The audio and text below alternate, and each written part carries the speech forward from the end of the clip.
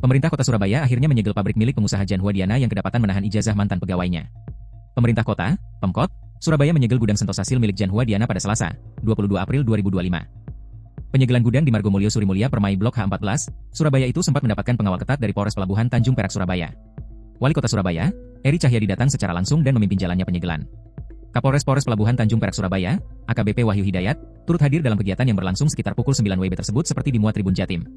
Sejumlah aparat gabungan diterjunkan dalam giat tersebut. Pantauan di lokasi, pemimpin perusahaan Sentosasil, Jan Huadiana tidak melakukan perlawanan terhadap penyegelan tersebut. Langkah penyegelan menindaklanjuti hasil pengecekan perizinan UD Sentosasil oleh jajaran terkait. Berdasarkan izin kelengkapan gudang, Sentosasil hanya memiliki surat keterangan rencana kota, SKRK, tahun 2012 dan izin mendirikan bangunan, IMB, tahun 2013. Namun, petugas tidak menemukan data nomor induk berusaha, NIB, dan tanda daftar gudang, TDG, di sistem OSS untuk gudang di Jalan Margomulyo Industri nomor 232, alamat lama Jalan Margomulyo Industri 2H14. NIB diterbitkan oleh Kementerian Investasi Badan Koordinasi Penanaman Modal, BKPM, melalui sistem online single submission, OSS, dan penerbitan TDG dilakukan Menteri Perdagangan. Kewajiban perusahaan memiliki TDG diatur dalam Pasal 3 Peraturan Menteri Perdagangan, Permendag, RI Nomor 90 MDAG per 12 2014 tentang penataan dan pembinaan gudang. Pada pasal 4 peraturan yang sama menjelaskan, Kemendag dapat melimpahkan kepada Bupati Wali Kota hingga Kepala Dinas yang membidangi perdagangan atau Kepala Unit Pelayanan Terpadu Satu Pintu, PTSP. Apabila tak memiliki hal tersebut, ada sejumlah sanksi yang diberikan. Di antaranya, sanksi penutupan gudang atau denda sesuai dengan ketentuan peraturan perundang-undangan, sanksi administratif berupa pembekuan TDG, hingga berupa pencabutan izin di bidang perdagangan, pasal 15. Ketika kita ini ada ijazah ditahan, maka hubungannya dengan perusahaan, bukan dengan orang per orang yang perlu dicatat teman-teman. Orang per orang ini siapa? Apakah direkturnya? Apakah komisarisnya? Atau siapa? Tapi saya berhubungan dengan perusahaan. Dan perusahaan siapapun itu, kalau membuat gaduh di Surabaya dan tidak menjalankan aturan, pasti akan saya tutup seperti ini. Dan siapa perusahaan itu yang bertanggung jawab adalah direkturnya.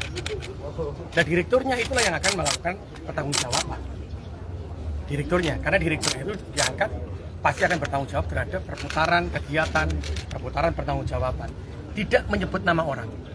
Nah, ketika jenengan tanya siapakah nama direkturnya, nanti teman-teman dari provinsi bisa melakukan jawaban itu. Karena sekali lagi teman-teman, ketika itu bernama lembaga, ketika itu nama perusahaan, maka kita berhadapan dengan perusahaannya. Jangan menyebut nama orangnya. Hal yang disebut jenenge direkturnya ternyata bukan. Terus penanggung jawabnya bukan. Kita nyebut nama orang. Bisa salah tafsir kabeh. Mari ngono dhek ngomong, "Loh, aku gak ada hubungannya kok." Tapi perusahaan harus bertanggung jawab dan jangan sekali-sekali membuat gaduh di Surabaya, jangan sekali-sekali menahan ijazah nih wong Surabaya. Karena apa? Ijazah itu akan digunakan untuk bekerja di tempat lainnya.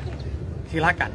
Nah, nanti ada teman-teman di perdanya provinsi juga disampaikan bahwa tidak boleh meminta dokumen asli.